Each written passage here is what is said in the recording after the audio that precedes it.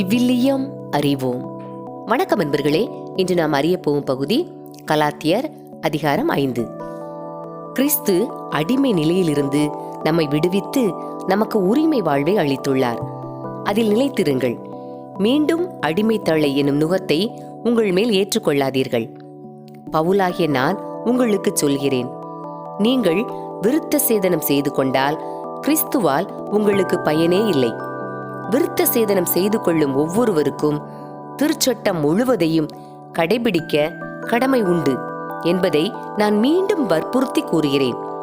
திருச்சட்டம் சார்ந்த செயல்களால் இறைவனுக்கு ஏற்புடையவராக முயலும் நீங்கள் கிறிஸ்துவுடன் உறவற்று போய்விட்டீர்கள், அருளை இழந்து விட்டீர்கள்.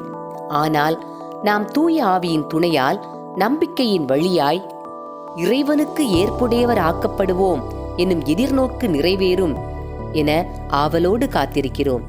கிறிஸ்து இயேசுவோடு இணைந்து வாழ்வோர் விருத்த சேதனம் செய்து கொண்டாலும் செய்து கொள்ளாவிட்டாலும் அவர்களுக்கு எப்பயனும் இல்லை. அன்பின் வழியாய் செயலாற்றும் நம்பிக்கை ஒன்றே இன்றியமையாதது. நீங்கள் நன்றாகத்தானே முன்னேறி வந்தீர்கள். அப்படி இருக்க உண்மைக்கு கீழ்ப்படியாதபடி இப்போது உங்களை தடுத்தவர் யார்? இவ்வாறு செய்ய தூண்டிய உங்களை அழைத்த இறைவன் அல்ல. சிறிதளவு புளிப்பு மாவு பிசைந்த மாவு முழுவதையும் புளிக்க வைக்கிறது. மாறுபட்ட கொள்கை எதையும் நீங்கள் ஏற்க மாட்டீர்கள் எனும் உறுதியான நம்பிக்கையை ஆண்டவர் எனக்கு தந்துள்ளார்.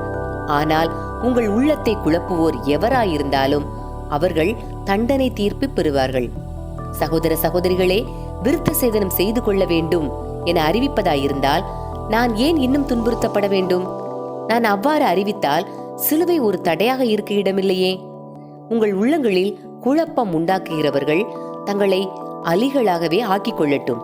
அன்பர்களே, நீங்கள் உரிமை வாழ்வுக்கு அழைக்கப்பட்டிருக்கிறீர்கள். அந்த உரிமை வாழ்வு ஊனியல்பின் செயல்களுக்கு வாய்ப்பாயிராதபடி பார்த்து கொள்ளுங்கள். ஒருவருக்கு ஒருவர் அன்பின் அடிமைகளாயிருங்கள். உன்மீது நீ அன்பு கூறுவது போல உனக்கு அடுத்திருப்பவர் மீதும் அன்பு கூறுவாயாக என்னும் இந்த ஒரே கட்டளையில் திருச்சட்டம் முழுவதும் நிறைவு பெறுகிறது. ஆனால் நீங்கள் ஒருவரை ஒருவர் கடித்து விழுங்குவதை நிறுத்தாவிட்டால் ஒருவரால் ஒருவர் அழிக்கப்படுவீர்கள். எச்சரிக்கை. எனவே நான் சொல்கிறேன், தூய ஆவியின் தூண்டுதலுக்கேற்ப வாழுங்கள். அப்போது ஊனியல்பின் இச்சைகளை நிறைவேற்ற மாட்டீர்கள். ஊனியல்பின் இச்சை தூய ஆவிக்கு முரணானது, தூய ஆவியின் விருப்பம் ஊனியல்புக்கு முரணானது.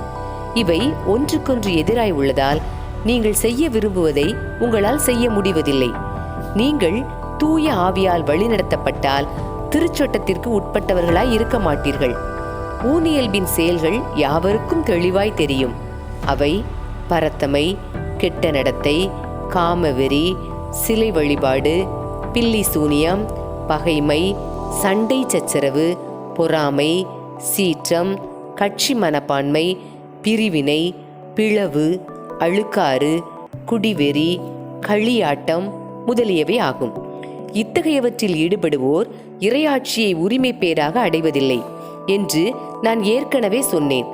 அதையே இப்போதும் மீண்டும் சொல்கிறேன். ஆனால் தூய ஆவியின் கனியோ அன்பு, மகிழ்ச்சி, அமைதி, பொறுமை, பரிவு, நன்னயம், நம்பிக்கை, கனிவு, தன்னடக்கம் என்பவை ஆகும். இவையுள்ள இடத்தில் திருச்சட்டத்திற்கு இடமில்லை. கிறிஸ்து இயேசுவுக்கு உரியவர்கள் தங்கள் ஊனியல்பை அதன் இழி உணர்ச்சிகளோடும் இச்சைகளோடும் சேர்த்து சிலுவையில் அறைந்து விட்டார்கள். தூய ஆவியின் துணையால் நாம் வாழ்கிறோம். எனவே அந்த ஆவி காட்டும் நெறியிலேயே நடக்க முயல்வோம். வீண் பெருமையை தேடாமலும் ஒருவருக்கொருவர் எரிச்சல் ஊட்டாமலும் ஒருவர் மீது ஒருவர் பொறாமைப்படாமலும் இருப்போமாக. அன்பர்களே, இறைவார்த்தையோடு பயணித்தோம். இறைவனோடு நம் பயணத்தை தொடர்வோம்.